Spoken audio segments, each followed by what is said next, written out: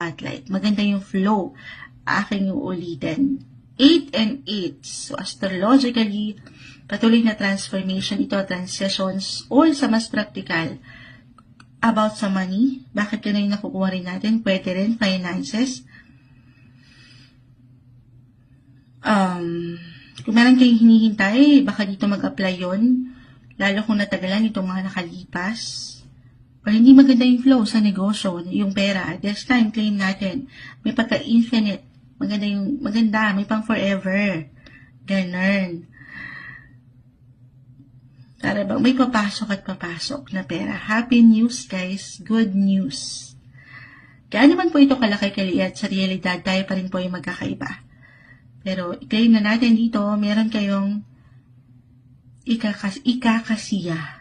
Tama ba? Ang lalim ni Moonchild. Pero, ayun, ang umangat sa 8 and 8. If this is